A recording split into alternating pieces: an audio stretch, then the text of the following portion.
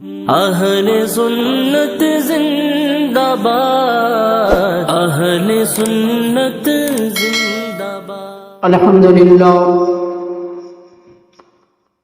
لله رب العالمين والعاقبة للمتقين،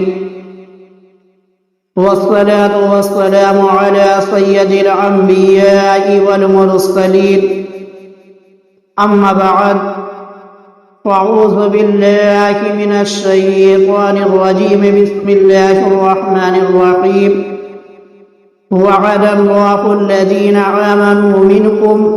وعملوا الصالحات ليستخلفنهم في الأرض كما استخلف الذين من قبلهم وليمكنن لهم دينهم الذي ارتضى لهم وليبدلنهم من بعد خوفهم أمنا. صدق الله العظيم والحمد لله رب العالمين. میرے آقا کے پیارے غلاموں، السلام علیکم ورحمۃ اللہ تعالی وبرکاتہ۔ آئیے سب سے پہلے اپنے آقا و مولا حضور تاجدار مدینہ سرور قلب و سینہ احمد مجتبی محمد مصطفیٰ صلی اللہ تعالی علیہ وآلہ وسلم کی بارگاہ میں جھوم جھوم کا درود شریف کا نذرانہ عقیدت پیش کریں، پڑھیں باواز بلند، اللہم صلی علی سیدنا صفینا مولانا محمد وبارک وسلم، صلو علیہ الصلاۃ والسلام علیک یا رسول اللہ صلی اللہ تعالی علیہ وآلہ وسلم۔ میرے مسلمان بھائیوں، اسلام کے اندر دو چیزیں ہیں، ایک تو ہے خلافت اور دوسری چیز جو ہے ملکیت یعنی بادشاہت۔ اسلام کے اندر دو چیزیں ہیں، ایک ہے خلافت، ایک ہے ملکیت یعنی بادشاہت۔ میرے آقا سرکار دو عالم صلی اللہ تعالی علیہ وآلہ وسلم کا فرمان عالی شان ہے۔ میرے آقا نے فرمایا کہ میرے بعد خلافت 30 سال رہے گی۔ میرے آقا نے فرمایا کہ خلافت جو ہے میرے بعد 30 سال رہے گی، پھر اس کے بعد ملکیت یعنی بادشاہت شروع ہو جائے گی۔ تو میرے مسلمان بھائیوں، میرے آقا نے واضح کر کے بتا دیا کہ میرے بعد جو ہے خلافت کی مدت جو ہوگی وہ صرف 30 سال ہوگی۔ جب 30 سال مکمل ہو جائے گا، اس کے بعد جو ہے بادشاہت ملکیت شروع ہو جائے گی۔ تو اب میرے مسلمان بھائیوں، آپ جب خلفائے راشدین کے زمانے کو تفصیلی طور پر دیکھیں گے اور ان کی خلافت کی مدت کو دیکھیں گے تو آپ جو ہے بخوبی یہ سمجھ جائیں گے کہ کہاں پر جا کر خلافت کا معاملہ ختم ہو جاتا ہے، کہاں پر جا کر خلافت کا معاملہ ختم ہو جاتا ہے اور کہاں سے بادشاہت شروع ہوتی ہے۔ تو دیکھو میرے مسلمان بھائیوں، جب میرے آقا سرکار دو عالم صلی اللہ تعالی علیہ وآلہ وسلم نے دنیا سے پردہ کر لیا، دنیا سے پردہ کرنے کے بعد مسلمانوں نے، صحابہ اکرام نے حضرت ابو بکر صدیق رضی اللہ تعالی عنہ کے ہاتھ پر بیعت کی۔ صحابہ اکرام نے حضرت ابو بکر کے ہاتھ پر بیعت کی، آپ کو اپنا امیر المومنین چنا، آپ کو اپنا امیر المومنین چنا، اور حضرت ابو بکر صدیق رضی اللہ تعالی عنہ مسند خلافت پر 2 برس 3 ماہ جو ہے جلوہ کر رہے۔ حضرت ابو بکر مسند خلافت پر 2 برس 3 ماہ جو ہے آپ جلوہ کر رہے، آپ خلافت کے کام کو انجام دیتے رہے۔ اس کے بعد جو ہے جب آپ کا انتقال ہو جاتا ہے، جب آپ کا انتقال ہو جاتا ہے تو مسلمانوں نے، صحابہ کرام نے حضرت عمر فاروق اعظم رضی اللہ تعالی عنہ کے ہاتھ پر جو ہے بیعت کی۔ صحابہ کرام نے حضرت عمر کے ہاتھ پر بیعت کی، آپ کو اپنا امیر المومنین چنا، آپ کو اپنا امیر المومنین چنا۔ اب جب حضرت عمر مسند خلافت پر جلوہ گر ہوئے تو آپ نے کار خلافت کو جو ہے 10 سال 6 ماہ چلایا۔ آپ نے 10 سال 6 ماہ جو ہے کار خلافت کو سنبھالا۔ پھر اس کے بعد جب آپ کو جام شہادت پلا دیا جاتا ہے، یعنی آپ شہید ہو جاتے ہیں، آپ کی شہادت کے بعد لوگوں نے حضرت عثمان غنی رضی اللہ تعالی عنہ کے ہاتھ پر بیعت کی۔ لوگوں نے حضرت عثمان غنی کے ہاتھ پر بیعت کی، حضرت عثمان غنی کو اپنا امیر المومنین چنا اور حضرت عثمان غنی کو مسند خلافت پر بٹھایا۔ اب میرے مسلمان بھائیوں، جب حضرت عثمان غنی مسند خلافت پر بیٹھ گئے تو آپ نے جو ہے کار خلافت کو 12 سال تک چلایا۔ آپ نے کار خلافت کو 12 سال تک چلایا، اور جب آپ کو بلوائیوں نے شہید کر دیا، جب آپ کو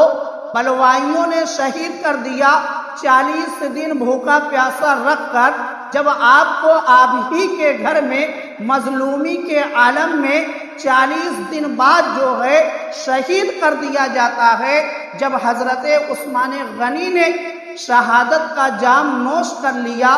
آپ نے شہادت کا جام پی لیا، تو پھر اس کے بعد جو ہے مسلمانوں نے، صحابہ کرام نے حضرت علی کے ہاتھ پر بیعت کی، حضرت علی کے ہاتھ پر بیعت کی۔ تو اب میرے مسلمان بھائیوں، جب مسند خلافت پر حضرت علی جلوہ گر ہوئے، حضرت علی رضی اللہ تعالی عنہ جب مسند خلافت پر جلوہ گر ہوئے تو آپ نے جو ہے 4 سال 9 ماہ کار خلافت کو سنبھالا۔ حضرت علی نے 4 سال 9 ماہ جو ہے آپ نے کار خلافت کو سنبھالا، اور جب حضرت علی کو بھی شہید کر دیا جاتا ہے، جب حضرت علی کو کوفہ کے اندر، کوفہ کی جامع مسجد کے اندر آپ کو شہید کر دیا جاتا ہے، جب آپ نے شہادت کا جام نوش کر لیا، تو اب میرے مسلمان بھائیوں، لوگوں نے حضرت امام حسن کے ہاتھ پر بیعت کی، یعنی حضرت علی کی شہادت کے بعد لوگوں نے حضرت امام حسن کے ہاتھ پر بیعت کی، اور حضرت امام حسن کو امیر المومنین چنا گیا، آپ کو مسند خلافت پر بٹھایا گیا۔ میرے مسلمان بھائیوں، حضرت امام حسن نے 6 مہینے جو ہے آپ نے کار خلافت کو انجام دیا، پھر اس کے بعد جو ہے آپ نے خلافت کی باغ ڈور کو حضرت امیر معاویہ رضی اللہ تعالی عنہ کے سپرد کر دی۔ اب میرے مسلمان بھائیوں، جو مدت میں نے آپ کو بتائی، جب آپ اس کو جوڑیں گے تو حضرت امام حسن کی جو 6 مہینے کی مدت ہے، اس کو لے کر جو ہے 30 سال مکمل ہو جاتے ہیں، 30 سال مکمل ہو جاتے ہیں۔ تو معلوم کیا ہوا، حضرت ابو بکر سے لے کر حضرت امام حسن تک 30 سال مکمل ہو گئے، اور انہی ایام کو جو ہے، انہی ایام میں جنہوں نے کار خلافت کو انجام دیا ہے، ان کو خلفائے راشدین کہا جاتا ہے، ان کو خلفائے راشدین کہا جاتا ہے۔ اب دیکھو میرے مسلمان بھائیوں، یہ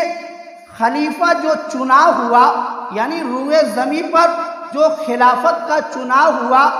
یہ چناؤ جو ہے اللہ تعالیٰ نے پہلے ہی مسلمانوں سے اللہ نے وعدہ کیا تھا کہ میں تم کو جو ہے روئے زمین پر خلیفہ بناؤں گا۔ میرے مسلمان بھائیوں، کتابوں کے اندر ملتا ہے، سیرات الجنان کے اندر یہ چیز موجود ہے کہ میرے آقا سرکار دو عالم صلی اللہ تعالی علیہ وآلہ وسلم نے جب اللہ کے حکم سے اپنی نبوت کا آپ نے اعلان کیا، اور اعلان کے بعد جو ہے آپ مکہ معظمہ کے اندر آپ 10 سال تک موجود رہے۔ آپ 10 سال تک مسلمانوں کے ساتھ مکہ معظمہ کے اندر موجود رہے۔ آپ پر ظلم و ستم کیے جاتے رہے، مگر آپ صبر کرتے رہے، یہاں تک کہ میرے مسلمان بھائیوں، میرے آقا نے اللہ کے حکم سے آپ نے مکہ سے ہجرت کی، اور میرے آقا مدینہ منورہ تشریف لے گئے۔ اور جب میرے آقا مدینہ منورہ تشریف لے گئے، مسلمان بھی ہجرت کر کے مدینہ منورہ چلے گئے۔ جب تک مسلمان اور میرے آقا مکہ معظمہ کے اندر رہے، تب بھی ان پر ظلم و ستم کے پہاڑ توڑے جاتے رہے۔ اور جب مسلمان ہجرت کر کے مدینہ منورہ چلے گئے، اس کے بعد بھی کفار مکہ جو تھے وہ مسلمانوں کو چھوڑ نہیں رہے تھے، بلکہ جنگ کے لیے مدینہ منورہ پر چڑھائی کر دیتے تھے، اور مسلمان کو تنہا پاتے تھے تو پریشان کرتے تھے، ان پر ظلم و ستم کے پہاڑ توڑتے تھے۔ تو مسلمان جو ہے اپنی حفاظت کے لیے ہتھیار ہمیشہ لے کر ساتھ میں چلا کرتا تھا، تاکہ جب کفار ہم پر حملہ کریں تو ہم اپنا بچاؤ کر سکیں۔ اس لیے صحابہ کرام اس زمانے کے اپنے ساتھ جو ہے ہتھیار بچاؤ کے لیے لے کر چلا کرتے تھے۔ تو ایک دن جو ہے ایک صحابی رسول نے کہا کہ یہ معاملہ ہمارے ساتھ کب تک ہوتا رہے گا، کہ ہم کب تک ظلم و ستم کی چکی میں پستے رہیں گے، یہ ہتھیار کا بوجھ ہم کب تک ڈھوتے رہیں گے؟ تو اللہ تعالیٰ نے آیت کریمہ نازل فرمائی، جو آیت کریمہ میں نے خطبہ مسنونہ کے بعد تلاوت کی ہے۔ اسی آیت کریمہ کا نزول ہوتا ہے، اللہ تعالیٰ نے اعلان کیا، اللہ نے وعدہ دیا ان کو جو تم میں سے ایمان لائے اور اچھے کام کیے کہ ضرور انہیں زمین میں خلافت دے گا۔ یعنی اللہ تعالیٰ نے اعلان کر دیا کہ اے میرے محبوب کا کلمہ پڑھنے والوں،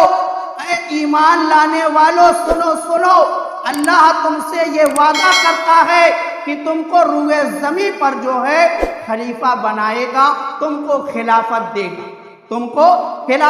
گا، یعنی اللہ تعالیٰ نے صحابہ اکرام کی حوصلہ افزائی کی کہ تم پریشان مت ہو، یہ جو ہتھیار کا بوجھ تم ڈھو رہے ہو، بس کچھ ہی لمحے بعد جو ہے ایک وقت ایسا تمہارے ساتھ سامنے آنے والا ہے کہ تم اسی روئے زمین پر حکومت کرو گے۔ اللہ تعالیٰ نے یہ وعدہ لیا صحابہ اکرام سے، اور اللہ نے ان کی حوصلہ افزائی کی، اور اللہ نے یہ اعلان کیا کہ اے مسلمانوں، گھبرانے کی ضرورت نہیں ہے، وہ وقت دور نہیں ہے کہ جب تم کو جو ہے خلافت کا کار دیا جائے گا، خلافت کا کام دیا جائے گا، اور تم پورے روئے زمین پر حکومت کرو گے، ہر طرف جو ہے اسلام کا پرچم لہرائے گا، اور تم جو ہے ہر طرف حکومت کرتے ہوئے نظر آؤ گے۔ اور دیکھو میرے مسلمان بھائیوں، اور آگے اللہ تعالیٰ نے فرمایا جیسے اس نے پہلوں کو دی، یعنی اللہ نے مثال دی، اللہ تعالیٰ نے مثال دے کے صحابہ کرام کو سمجھایا کہ گھبراؤ نہیں، جیسے میں نے پہلے حضرت داؤد علیہ السلام کو خلافت دی تھی، جیسے میں نے پہلے حضرت سلیمان علیہ السلام کو خلافت دی تھی، اسی طریقے سے تم کو بھی میں خلافت عطا فرماؤں گا، اور ضرور ان کے لیے جمع دے گا ان کا وہ دین جو ان کے لیے پسند فرمایا ہے۔ یعنی اللہ تعالیٰ نے فرمایا کہ جو دین میں نے پسند کیا ہے، یعنی دین اسلام، اس کو ہر دین پر جو ہے غالب کیا جائے گا، یہ دین جو ہے غالب ہو کر رہے گا۔ یہ غالب کا مطلب یہ ہوتا ہے کہ یہ دین جو ہے ہر گھر میں پہنچے گا، یہ دین ہر گھر میں پہنچے گا۔ یہ اللہ کا وعدہ ہے کہ دین اسلام جو ہے ہر گھر میں پہنچے گا، اور آنے والے وقت میں ایک وقت ایسا آئے گا، اللہ تعالیٰ نے صحابہ اکرام سے یہ وعدہ لے کر ان کی حوصلہ افزائی کی کہ تم کو جو ہے ابھی پریشان ہونے کی ضرورت نہیں ہے۔ تو اب دیکھو میرے مسلمان بھائیوں، اس آیت کریمہ کے بارے میں جو ہے علامہ علی بن محمد قاسم رحمۃ اللہ علیہ فرماتے ہیں کہ اس آیت میں حضرت ابو بکر صدیق رضی اللہ تعالی عنہ اور آپ کے بعد ہونے والے خلفائے راشدین کی خلافت کی دلیل ہے۔ آپ نے فرمایا کہ اس آیت سے یہ چیز ثابت ہوتی ہے کہ جو حضرت ابو بکر خلیفہ بنے اور آپ کے بعد جو لوگ خلیفہ ہوئے، اس آیت سے جو ہے دلیل ملتی ہے کہ ان کی خلافت جو ہے برحق ہے، ان کی خلافت جو ہے وہ سچ ہے، حق ہے۔ اور آپ نے فرمایا کیونکہ ان کے زمانے میں عظیم فتوحات ہوئی، خلفائے راشدین کے زمانے میں عظیم فتوحات ہوئی ہے۔ حضرت عمر کا زمانہ آپ اٹھا کر دیکھ لے کہ جو اسلام پہلے صرف مکے میں نہیں جانا جاتا تھا، جو صرف مدینہ منورہ کی سرحدوں تک محدود تھا، مگر حضرت عمر کا زمانہ آتا ہے کہ اسلام 22 لاکھ مربع میلوں پر پھیل جاتا ہے، اسلام 22 لاکھ مربع میلوں پر پھیل جاتا ہے۔ تو یہ اللہ نے عظیم فتوحات عطا فرمائی ان خلفائے راشدین کو۔ اور دیکھو میرے مسلمان بھائیوں، قیصر و کسریٰ جو اپنے وقت کے سپر پاور تھے، قیصر و کسریٰ جو اپنے وقت کے سپر پاور تھے، جیسے آج امریکہ ہے اسی طریقے سے یہ قیصر و کسریٰ کی حکومت تھی، اپنے وقت کی سپر پاور حکومت مانی جاتی تھی، مگر حضرت عمر کے جلال نے، حضرت عمر کے انصاف نے ایسی اینٹ سے اینٹ بجائی ہے کہ آج بھی قیصر و کسریٰ حضرت عمر کے نام سے کانپتی ہوئی نظر آتی ہے۔ میرے مسلمان بھائیوں، اور دیکھو اب فرماتے ہیں کہ یہ قیصر و کسریٰ کا جو خزانہ ہے، اتنا خزانہ مسلمانوں کے ہاتھ لگا تھا جب قیصر و کسریٰ فتح ہوا تھا کہ مسجد نبوی میں لا کر جب قیصر و کسریٰ کے خزانے کو رکھا گیا تھا تو ایک ڈھیر لگ گیا تھا، ایک ڈھیر لگ گیا تھا، مگر عمر کی، حضرت عمر کی عدالت دیکھو، حضرت عمر کا ایمان دیکھو کہ حضرت عمر نے جب اتنی زیادہ دولت دیکھی،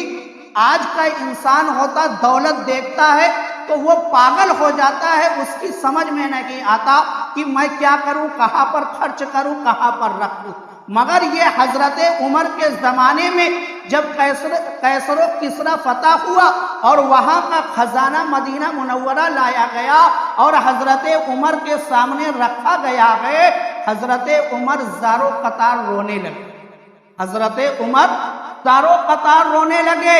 تو صحابہ اکرام نے پوچھا کہ اے امیر المومنین، آج تو خوشی کا دن ہے، آج تو خوشی کا دن ہے، کیونکہ مسلمانوں کے ہاتھ ایسا خزانہ لگا ہے کہ جو بے شمار ہے، آج تو خوشی ہونی چاہیے، مگر اس موقع پر رونے کی وجہ کیا ہے؟ تو سنو میرے مسلمان بھائیوں، حضرت امیر المومنین عمر فاروق اعظم نے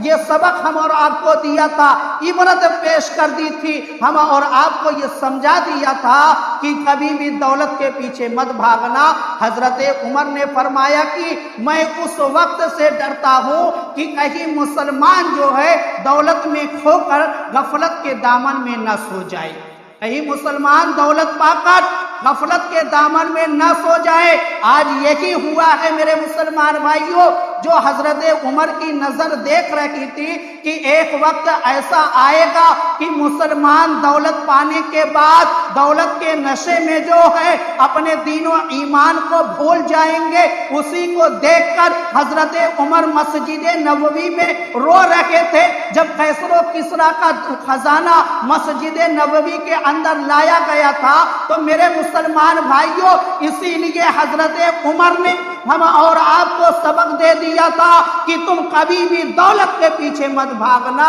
اگر تم نے جو ہے دولت کے نشے میں غفلت کی چادر کو اوڑھ لیا تو تمہاری دنیا بھی برباد ہو جائے گی اور تمہاری آخرت بھی برباد ہو جائے گی. اب دیکھو میرے مسلمان بھائیوں، اس آیت کریمہ سے یہ معلوم ہوا کہ یہ خلفائے راشدین جو ہیں ان کی خلافت حق ہے، ان کی خلافت سچ ہے. اب میرے مسلمان بھائیوں، جب حضرت امام حسن رضی اللہ تعالی عنہ نے 6 مہینے کار خلافت کو انجام دیا، 6 مہینے کار خلافت کو انجام دیا، پھر اس کے بعد جو ہے آپ نے خلافت کی باغ ڈور کو حضرت امیر معاویہ کے سپرد کر دی، حضرت امیر معاویہ کے سپرد کر دی. سپرد کرنے سے میرے آقا نے جو غیب کی خبر بتائی تھی وہ بھی صحیح ثابت ہو گئی. میرے آقا نے بہت پہلے فرما دیا تھا، میرے آقا نے بہت پہلے بتا دیا تھا کہ یہ میرا بیٹا سردار ہے، یہ میرا بیٹا سردار ہے. یعنی امام حسن کے بارے میں میرے آقا نے فرمایا تھا اپنے صحابہ اکرام کو مخاطب کر کے کہ یہ میرا بیٹا سردار ہے اور اس کے ذریعے سے اللہ تعالیٰ 2 جماعتوں میں، مسلمانوں کی 2 جماعتوں میں صلح فرمائے گا. یعنی امام حسن کے ذریعے سے اللہ تعالیٰ نے 2 جماعتوں میں مسلمانوں کے صلح فرمایا، یعنی ذریعہ بنے امام حسن. تو جب امام حسن نے حضرت امیر معاویہ کے ہاتھ میں کار خلافت کو دے دیا تو تمام مسلمان جو اس وقت کے تھے سب متحد ہو گئے اور سب نے جو ہے حضرت امیر معاویہ کی خلافت کو قبول کر لیا، سب نے حضرت امیر معاویہ کی خلافت کو قبول کر لیا. اسی لیے میرے آقا نے بتایا تھا کہ یہ میرا بیٹا سردار ہے اور مسلمانوں کی 2 جماعتوں میں صلح کرائے گا، مسلمانوں کی 2 جماعتوں میں صلح کرائے گا. تو اب دیکھو میرے مسلمان بھائیوں، حضرت امام حسن نے صلح کر کے ہم اور آپ کو بتا دیا کہ میں جس سے صلح کرتا ہوں تم کبھی اس سے بغاوت نہ کرنا. حضرت امام حسن نے صلح کر کے بتا دیا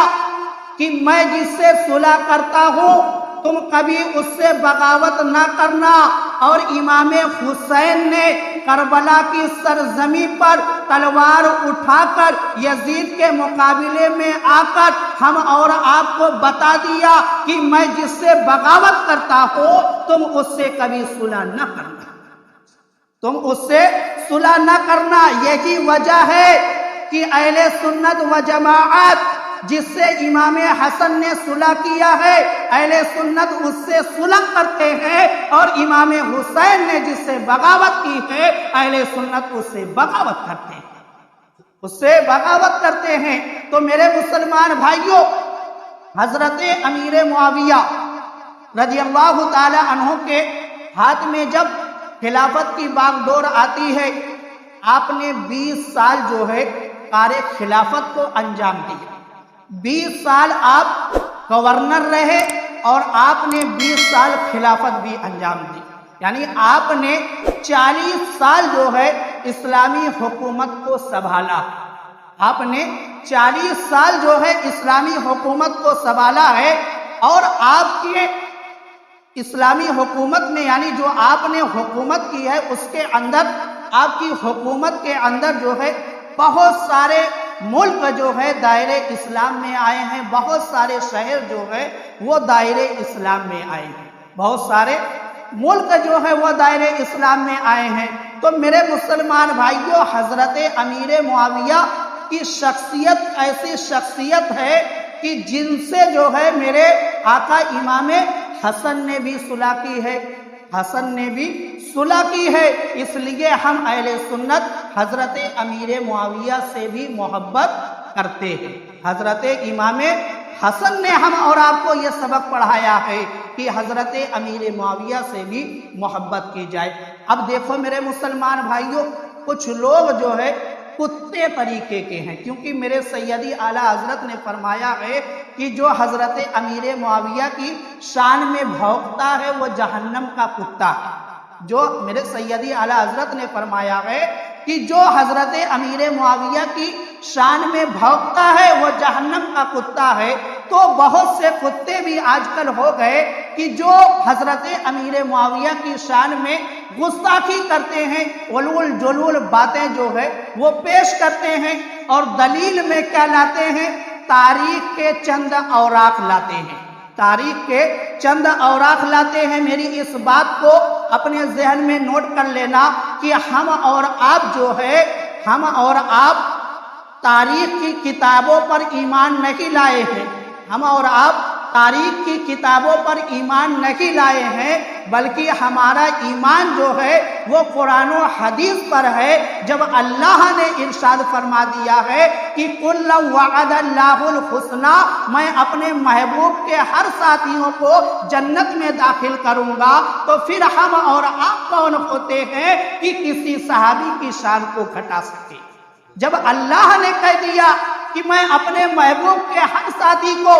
جنت میں داخل کروں گا، تو اب تاریخ کے لاکھ اوراق لوگ لاتے رہے، لوگ پیش کرتے رہے، اہل سنت اس کو ہرگز قبول نہیں کریں گی، اہل سنت اس کو ہرگز قبول نہیں کریں گے، اس وقت تک قبول نہیں کریں گے جب تک وہ قرآن و حدیث کے موافق نہ ہو جائے، جب تک وہ قرآن و حدیث کے موافق نہ ہو جائے۔ ہاں، اگر تاریخ کی بات قرآن و حدیث کے موافق ہے تو اس کو قبول کی جائے گی، اور اگر وہ چیز قرآن و حدیث سے ٹکراتی ہے، وہ تاریخ قرآن و حدیث سے ٹکراتی ہے، تو اس کو جو ہے ہرگز قبول نہیں کیا جائے گا۔ اس لیے ایک پیمانہ میں نے آپ کو دے دیا کہ اگر کوئی آپ کے سامنے کسی بھی صحابی کے بارے میں غلط الفاظ استعمال کرے تو اس سے جو ہے فوراً حوالہ لیا جائے، اور اگر وہ حوالے میں تاریخ کی کتاب دیتا ہے تو کبھی بھی تاریخ کی کتاب کو قبول نہ کرے، بلکہ قرآن و حدیث سے حوالہ مانگے۔ جب اللہ نے اپنے محبوب کے ساتھیوں کا خطبہ قرآن کے اندر جگہ جگہ پڑھا ہے تو ہم تاریخ کی بات کو کیوں قبول کریں؟ ہم قرآن کی بات کو قبول کریں گے، ہم قرآن کی بات کو قبول کریں گے۔ تو میرے مسلمان بھائیوں، یہ پیمانہ ہے جو ہم اہل سنت و جماعت کا ہے، جو ہم اہل سنت و جماعت کا یہ پیمانہ ہے کہ ہم پہلے قرآن و حدیث کی روشنی میں اس کو پرکھتے ہیں، پھر اس کے بعد جو ہے اس بات کو قبول کرنے کے لائق ہوتی ہے تو قبول کرتے ہیں، اگر قبول کرنے کے لائق نہیں ہوتی تو اس کو اٹھا کر ٹوکری میں ڈال دیتے ہیں، اس کو اٹھا کر ٹوکری میں ڈال دیتے ہیں۔ اب دیکھو میرے مسلمان بھائیوں، علامہ خطیب تبریزی رحمۃ اللہ علیہ تحریر فرماتے ہیں کہ حضرت امیر معاویہ رضی اللہ تعالی عنہ کی وفات ماہ رجب 60 ہجری میں ہوئی۔ حضرت امیر معاویہ کا وصال جو ہے وہ 60 ہجری میں رجب میں 22 رجب کو جو ہے آپ کا وصال ہوا، اور لقوہ کی بیماری کی وجہ سے جو ہے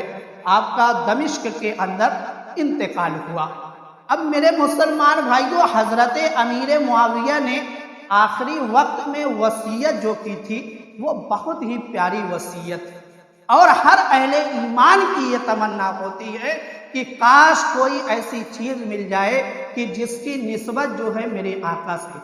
جس کی نسبت میرے آقا سے ہو۔ حضرت امیر معاویہ نے وصیت کی تھی کہ جب میرا انتقال ہو جائے اور مجھ کو غسل دے دیا جائے، کفن پہنا دیا جائے، تو میرے کفن میں جو ہے نبی کا پیران مبارک بھی رکھ دیا جائے، میری آنکھوں پر نبی کے ناخن مبارک رکھ دیے جائے، میرے منہ پر جو ہے نبی کا منہ مبارک رکھ دیا جائے۔ یعنی تبرکات رکھنے کی آپ وصیت کر رہے ہیں، کیونکہ آپ کے پاس نبی کے تبرکات تھے۔ آپ نے وصیت کی کہ جو بھی تبرکات میرے پاس ہیں وہ میرے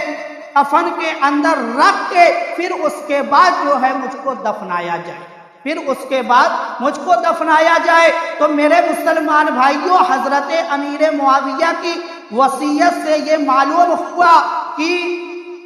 अल्लाह के महबूब बंदों के तबर्रुकात से फैज़ हासिल करना ये सिर्फ हम और आपका तरीका नहीं है, बल्कि ये 1400 साल से चला आ रहा है। 1400 साल से चला आ रहा है। आज भी हम और आप जो भी चीज जो है असली तबर्रुकात है, क्योंकि आज जो है लोग डुप्लीकेट अपने हाथों से बनाकर उसको उम्दा उम्दा नाम देकर उसको तबर्रुक कहते हैं और उसको बहुत मुबारक समझते हैं। हम ऐसा हरगिज नहीं करते, बल्कि जो असली तबर्रुकात है वो हमारे सरों का ताज है, जो असली तबर्रुकात है वो हमारी आंखों का सुरमा है। मगर जिनको हमने अपने हाथों से गढ़ा है, हम उसको हर चीज जो है तबर्रुक नहीं कबूल करते हैं, बल्कि उसको हम तबर्रुक कबूल करते हैं जिसकी निस्बत जो है डायरेक्ट होती है, जिसकी निस्बत डायरेक्ट होती है। क्योंकि अगर शराब की बाटली पर दूध का लेबल लगा दिया जाए तो शराब की बाटली जो है वो दूध वाली बाटली नहीं होगी। इसी तरीके से जो जाली तबर्रुकात हैं वो जाली ही रहेंगे और जो असली तबर्रुकात हैं वो असली ही रहेंगे। अगर जाली को भी असली कहा जाने लगा तो असली और नकली में फर्क फिर कैसे रह जाएगा? असली और नकली में फर्क कैसे रह जाएगा? तो मेरे मुसलमान भाइयों, इसीलिए हम अहले सुन्नत व जमाअत अपने मरहूमीन के कफन में अहदनामा भी रखते हैं और अपने मरहूम के सीने पर और पेशानी पर उंगली से कलमे तैयबा लिखते हैं, शजरे मुबारका भी रखा जाता है। ये सब चीज़ें जो है रखना दुरुस्त है। ये सब चीज़ें मरहूमीन के साथ जो है कफन में रखना या कब्र में रखना जो है दुरुस्त है, क्योंकि हमारे बुजुर्गों ने जो है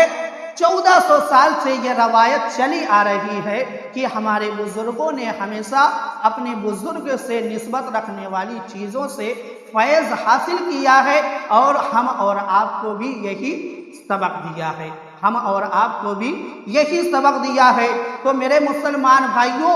सन 60 हिजरी में जो है हजरत अमीर मुआविया रज़ियल्लाहु ताला अन्हु का विसाल हो जाता है और खिलाफत